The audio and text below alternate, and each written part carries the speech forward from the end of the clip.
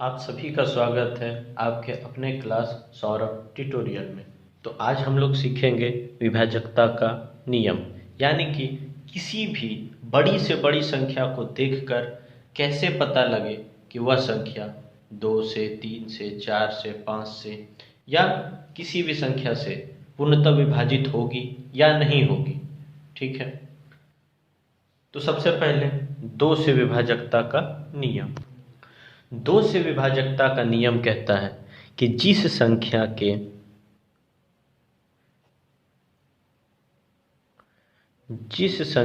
के इकाई अंकों के स्थान पर 0, 2, 4, 6 या 8 रहे, ठीक है, तो वह संख्या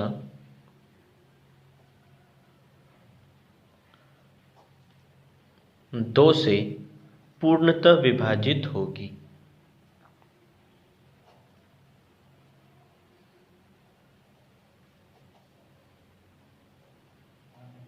ठीक है, जैसे कुछ संख्या लेकर उदाहरण के तौर पर देखते हैं। यहाँ पे लिख देते हैं 452। ठीक है, तो इस 452 में इकाई के स्थान पे क्या है? 2। तो हमारा 2 से विभाजकता का नियम कहता है कि इकाई के स्थान पे अगर 0 हो, 2, 4, 6 या 8 रहे तो वह संख्या 2 से पूर्णतः विभाजित होगी। तो 452 के इकाई के स्थान पर 2 है, इसलिए यह संख्या 452 2 से पूर्णतः विभाजित होगी। ठीक, इसी तरह से कुछ और संख्या लिख देते हैं, जैसे कि 876 आप ले सकते हैं, 1528 ले सकते हैं, 542 ले सकते हैं। तो इकाई के स्थान पे 0, 2, 4, 6, 8 इनमें से कुछ भी रहे तो वह 2 से पूर्णतः विभाजित होगी। तो इसके इकाई के स्थान पे है 6, इसके इकाई के स्थान पे 8, इसके इकाई के स्थान पे 2, यानी यह सभी संख्या 2 से पूर्णतः विभाजित होगी। पूर्णतः विभाजित का मतलब पूरा पूरी भाग लगेगा, ठीक है, और शेषफल के स्थान पर 0 बचेगा। अब हम लोग सीखेंगे कि 3 से विभाजकता का नियम। किसी भी संख्या को देखते ही कैसे पता चले कि वह संख्या 3 से पूरा पूरी भाग लगेगा या नहीं लगेगा। तो उसके लिए नियम कहता है कि जिस संख्या के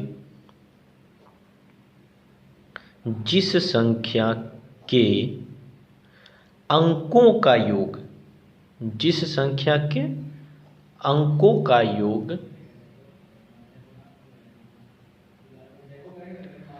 3 से विभाज्य हो,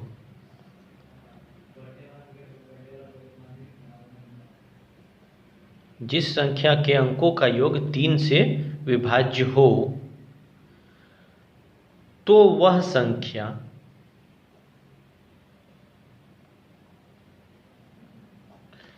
तीन से पूर्णतः विभाजित होगी।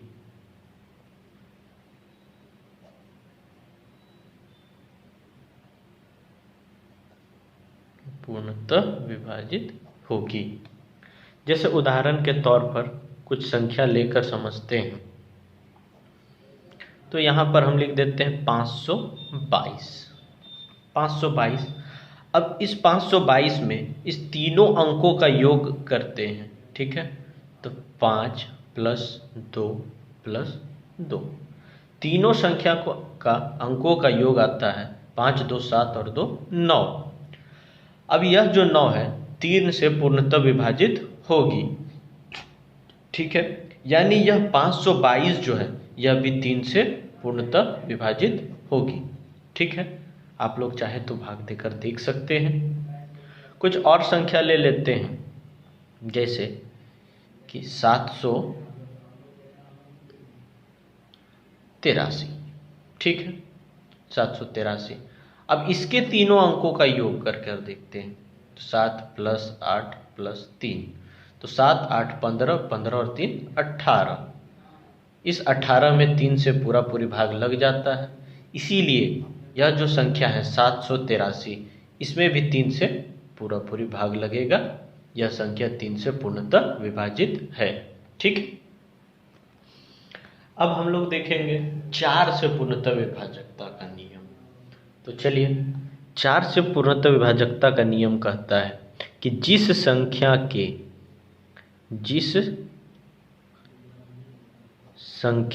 के अंतिम दो अंक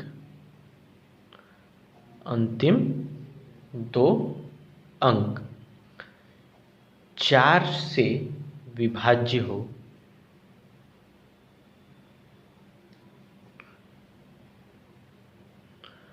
तो वह संख्या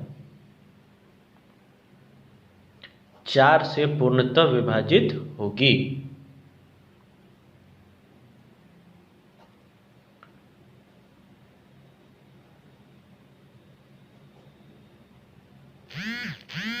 ठीक है, तो जिस संख्या के अंतिम 2 अंक 4 से पूर्ण विभाजित हो, वह संख्या 4 से पूर्णतः विभाजित होगी। जैसे कोई भी संख्या ले लेते हैं, तो यहाँ पे हम लेते हैं 572। ठीक है, 572। तो इस 572 में अंतिम 2 अंक यानी कि इकाई और दहाई से बनी संख्या, तो इकाई और दहाई से बनी संख्या है 72। इस 72 में 4 से भाग लग जाता है। ठीक है, 4 से 18 बार में, तो 72 में 4 से भाग लग जाता है पूरा पूरी, यानी कि इस 572 में भी 4 से पूरा पूरी भाग लगेगा। ठीक है, कुछ और संख्या लेते हैं, जैसे कि यहाँ पर हम लिख देते हैं 788। ठीक है, तो 788 में अंतिम 2 अंक यानी इकाई और दहाई से बनी संख्या। ठीक है, इकाई और दहाई से बनी संख्या में अगर 4 से पूरा पूरी भाग लग जा रहा है, तो यह जो संख्या पूरा लिखा हुआ है इसमें भी 4 से भाग लगेगा। ठीक है, अब हम लोग देखेंगे 5 से विभाजकता का नियम, यानी कि किसी भी संख्या में 5 से भाग लगेगा या नहीं लगेगा, यह कैसे पता चलेगा। तो जिस संख्या के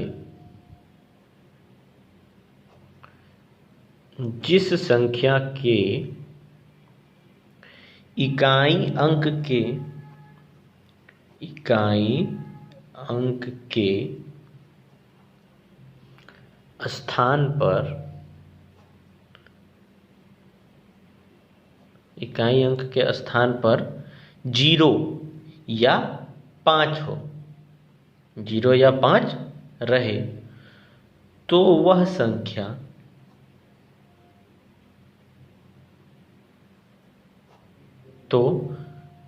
संख्या 5 से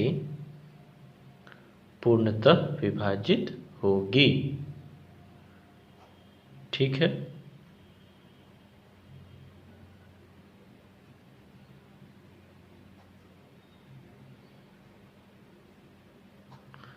जैसे उदाहरण से देखते हैं 520, और कुछ संख्या ले लेते हैं 465, 875 और भी बहुत सारी संख्या। तो इनके इकाई अंक के स्थान को देखेंगे, तो इकाई स्थान पे क्या है, 0 है, 5 है, 5 है। तो हमारा नियम भी कहता है कि इकाई के स्थान पे 0 या 5 रहे तो वह संख्या 5 से पूर्णतः विभाजित होगी। ठीक है, तो 6 से विभाजकता का नियम कहता है कि जो संख्या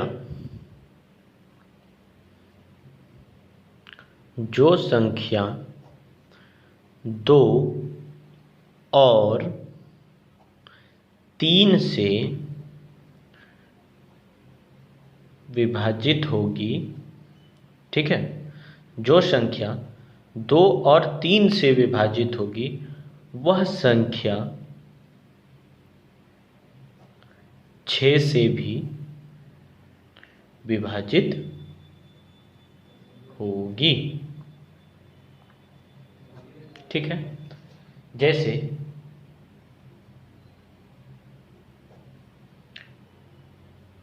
534 लिख देते हैं यहाँ, ठीक है। तो इस 534 में सबसे पहले देखेंगे इकाई के स्थान पे क्या है, तो 4। तो 2 का नियम कहता है कि इकाई के स्थान पे 0, 2, 4, 6, 8 रहे तो वह संख्या 2 से पूर्णतः विभाजित होगी। तो इकाई के स्थान पे 4 है, यानी यह संख्या 2 से पूर्णतः विभाजित होगी। 3 का नियम कहता है कि तीनों सभी संख्या के सभी अंकों का योग, संख्या के अंकों का योग में अगर 3 से भाग लगता है, ठीक है, तो 5, 3, 8 और 4 12, इस 12 में 3 से भाग लगता है, यानी कि 534 में 2 से भी भाग लगता है, 3 से भी भाग लगता है, इसलिए इसमें 6 से भी पूरा पूरी भाग लगेगा, ठीक है। तो अब 8 से विभाजकता का नियम, ठीक है। तो 8 से विभाजकता का नियम कहता है कि जिस संख्या के अंतिम 3 अंकों से बनी संख्या, अंतिम 3 अंकों से बनी संख्या 8 से विभाजित हो,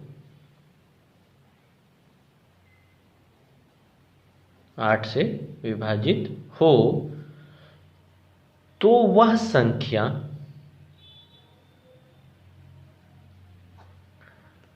8 से पूर्णतः विभाजित होगी,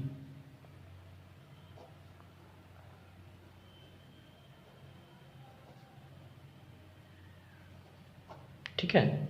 जैसे कि संख्या ले लेते हैं हम लोग, इसमें कुछ बड़ी संख्या लेंगे क्योंकि 3 अंकों से तो हमको भाग दे के देखना ही पड़ेगा, तो इसलिए कुछ बड़ा संख्या लेते हैं, जैसे कि 6736, ठीक है। तो इसमें अंतिम 3 अंक यानी इकाई, दहाई और सैकड़ा, अंतिम 3 अंक से बनी संख्या तो कितना है, 736। तो 736 में अगर 8 से भाग लग जा रहा है तो इस 6736 में भी 8 से भाग लग जाएगा। भाग लगा कर देखते हैं 8 से, तो 8 9 72, 1 बचा 16, 8 दूनी 16, ठीक है। तो 8 से पूरा पूरी भाग लग गया 736 में, यानी इस 6736 में भी 8 से पूरा पूरी भाग लगेगा, ठीक है। उदाहरण के तौर पे एक और संख्या ले लेते हैं, कुछ बड़ा संख्या लेंगे, जैसे 5, 2, 6, 6, 4 यानी 52,664। तो इसमें अंतिम 3 अंक यानी 664, इस 664 में 8 से अगर भाग लग जा रहा है तो इस पूरे 52,664 में भी 8 से भाग लगेगा। तो 8 66 है, 8 8 64, बचा 2 24, 8 दूनी 24, यानी 82 बार में लग जा रहा है, यानी इस पूरी संख्या में भी 8 से भाग लग जाएगा, ठीक है। अब हम लोग देखेंगे 9 से विभाजकता का नियम, यानी कि कोई भी संख्या 9 से भाग लगेगी या पूरा पूरी नहीं लगेगी, ठीक है। तो 9 से विभाजकता का नियम कहता है कि जिस संख्या के अंकों का योग, जिस संख्या के अंकों का योग 9 से विभाजित होगी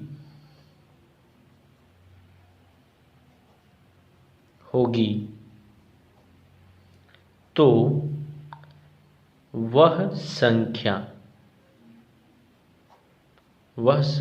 भी 9 से पूर्णतः विभाजित होगी,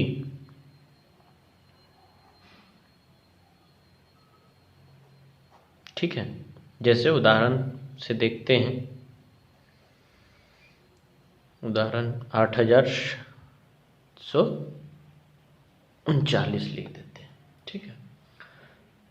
तो इसके सभी अंकों का योग, तो 8, 7, 3 और 9, तो सबको जोड़ेंगे तो 8 7 15, 15 3 18, 18 और 9 27, यानी 27 में 9 से भाग लग जाता है, ठीक है। तो यह जो संख्या दिया हुआ इसमें भी 9 से भाग लगेगा, ठीक है। आप लोग भाग लगाकर देख सकते हैं। अब 10 से विभाजकता का नियम, ठीक है। तो जिस संख्या के, सबसे आसान है 10 से विभाजकता का नियम, तो जिस संख्या के इकाई अंक के स्थान में 0 हो तो वह संख्या 10 से पूर्णतः विभाजित होगी, पूर्णतः विभाजित होगी, ठीक है। अब जैसे उदाहरण के तौर पे कुछ भी ले लेते हैं, 870, तो इकाई के स्थान पे क्या है 0, यानी यह संख्या 10 से पूर्णतः विभाजित होगी। और भी आप कुछ ले सकते हैं, 750 ले लेते हैं, 490 ले लेते हैं, 890 ले लेते हैं, 1000 ले लेते हैं, ठीक है। तो जिसके इकाई पे 0 रहेगा वह संख्या 10 से पूर्णतः विभाजित होगा, ठीक है। तो आप देखेंगे 11 से विभाजकता का नियम। तो 11 का नियम क्या कहता है कि जिस संख्या के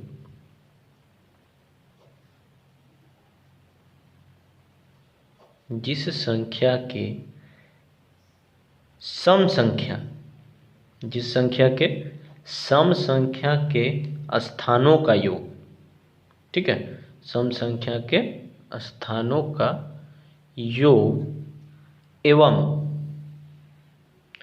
विषम संख्या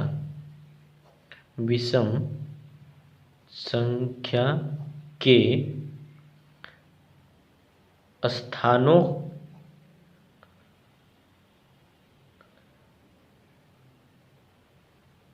के योग, ठीक है। तो जिस संख्या के सम संख्या के स्थानों का योग एवं विषम संख्या के स्थानों का योग, यानी कि सम संख्या पर जो जो रहेगा और विषम संख्या पर जो जो रहेगा सबको आपस में जोड़ेंगे, ठीक है। सम को सम के साथ, विषम को विषम के साथ। योग का अंतर 0 हो, ठीक है। तो सम संख्या को जोड़ेंगे अलग और विषम संख्याओं को अलग जोड़ेंगे। अब जो सम संख्या है और विषम संख्या है उन दोनों का अंतर 0 हो तो ही वह संख्या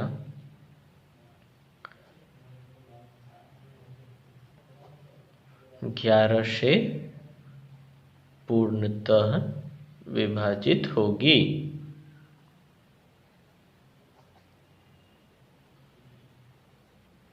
ठीक है। जैसे उदाहरण के तौर पर ले लेते हैं 8 7 6 5, ठीक है। तो इसके सम संख्या के स्थान पे देख लेते हैं। तो सम संख्या के स्थान पे 6 और 8, दोनों को जोड़े 14। विषम संख्या के स्थान पे 7 और 5, इन दोनों को जोड़े 14, ठीक है। अब इन दोनों का अंतर कर देते हैं, घटा देते हैं, 14 में से 14 गया 0। तो यहाँ कहता भी है कि जिस संख्या के सम संख्या के स्थानों का योग, तो सम का योग एवं विषम संख्या के स्थानों के योग, तो विषम के स्थानों का योग का अंतर 0 हो, इन दोनों का अंतर 0 हो, यानी इन दोनों को घटाया जाए तो हमें क्या मिले 0, तो वह संख्या 11 से पूर्णतः विभाजित होगी, ठीक है। तो यानी हमारा जो यह संख्या है 8765, यह 11 से पूर्णतः विभाजित होगा, ठीक है। तो यही था विभाजकता का नियम। आशा करता हूँ आप लोगों को समझ में आया होगा। तो अगर समझ में आया हो तो चैनल को सब्सक्राइब करें, वीडियो को लाइक करें। धन्यवाद।